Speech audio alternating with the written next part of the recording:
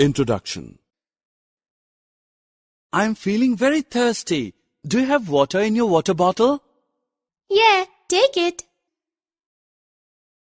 Now I'm feeling fine. Today there is no air around. You are right. Today is very humid.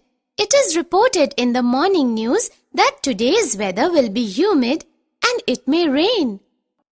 Children, in this lesson we will learn about air, water and weather. Objectives. At the end of this lesson, you'll be able to tell the importance of air and water, explain the composition of atmosphere, describe water cycle, define weather and explain various factors on which it depends. Differentiate between weather and climate.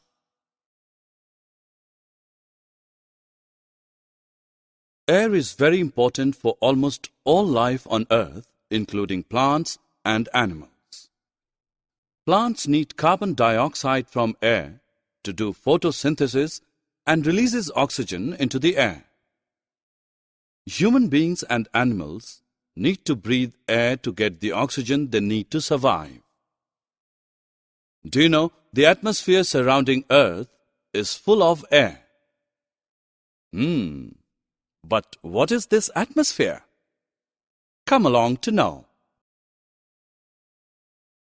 The atmosphere is made up of mixture of gases, primarily nitrogen and oxygen, that wrap around the Earth like a blanket.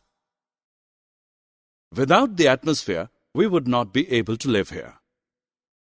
It protects us from the dangerous rays coming from the sun and make Earth as a perfect habitat for plants and animals.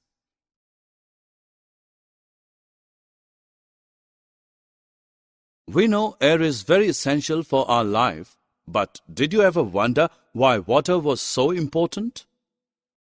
Yes, we need water to drink, to bath, to cook, to wash our clothes, to water plants, and for so many other reasons. It is true that without water, the plants would die and people and animals would go thirsty.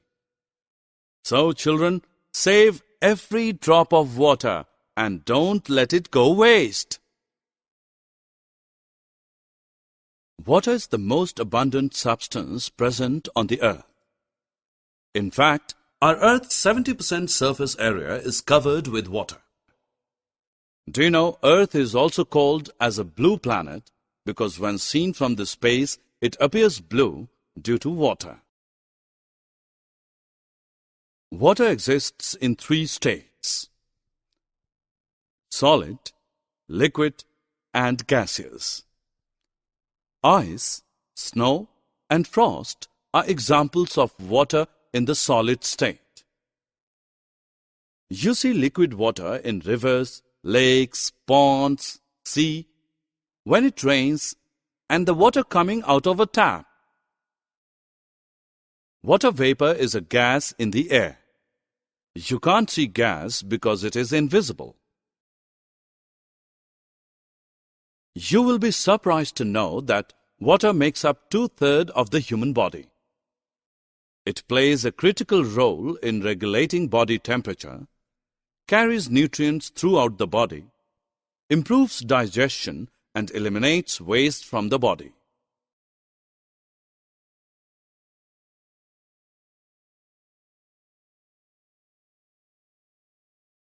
Have you ever wondered where does all the water in rain come from?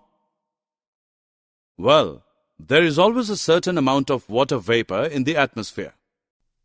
It comes from the Earth's surface water like oceans, rivers, and lakes.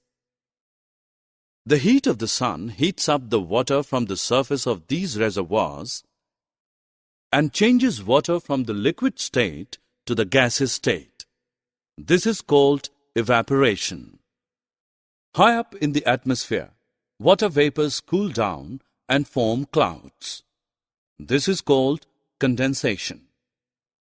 When the water molecules in clouds begin to collect, they form bigger droplets and fall down as rain, snow, or hail depending upon the temperature. This is called precipitation. Finally, the water reaches the water bodies and gets collected there. Well, you can see water is constantly cycling from land to air and back to land again. This process is known as the water cycle. Therefore, kids, water on our earth will never come to an end. Hey, did you check today's weather forecast? No? What is this weather? Basically, weather is a condition of an atmosphere at a certain place and time. Well, the weather depends on many factors such as temperature, humidity, and air pressure. Come, let us learn about these factors.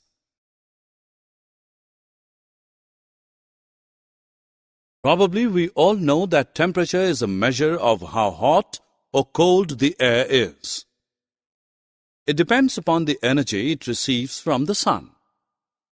Temperature is measured with the help of a device called thermometer, and it is calculated in degrees Celsius and degrees Fahrenheit.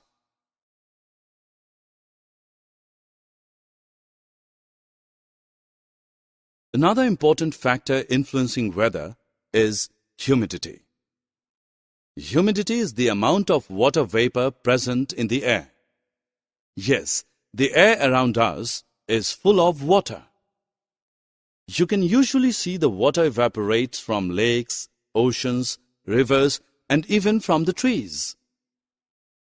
When the humidity increases, we sweat a lot and feel sticky and uncomfortable. When the humidity in the air reaches nearly 100%, the air can't hold too much vapors, and if the temperature falls at that place, water vapors return to its original liquid state. As the condensation happens close to the ground, mist and fog is produced. And very high up in the atmosphere, clouds are formed. Eventually, water from the clouds return back to the earth in the form of rain, snow, or hail.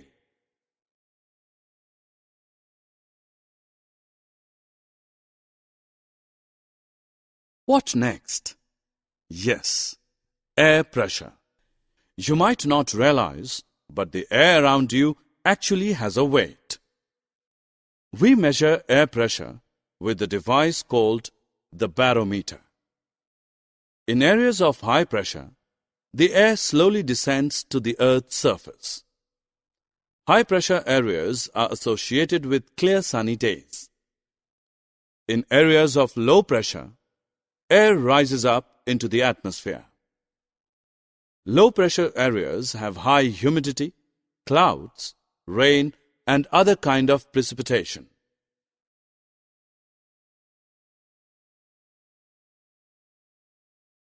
Is weather and climate the same? No. Areas' long-term weather patterns determines climate. For example, areas near the equator have warm climate, and the areas near the poles have much colder climate. So, children, now you can easily differentiate weather from climate. Summary. Let us summarize what we have learned. Human beings and animals need to breathe air to get the oxygen they need to survive. The atmosphere is made up of a mixture of gases, primarily nitrogen and oxygen, that wrap around the earth like a blanket. We should save every drop of water and don't let it go waste.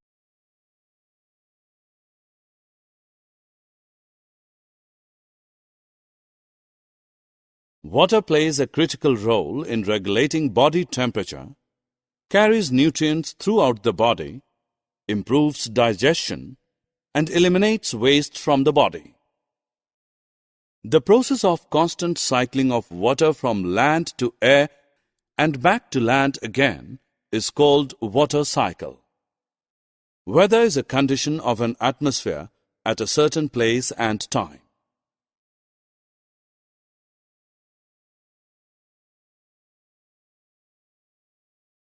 Humidity is the amount of water vapor present in the air.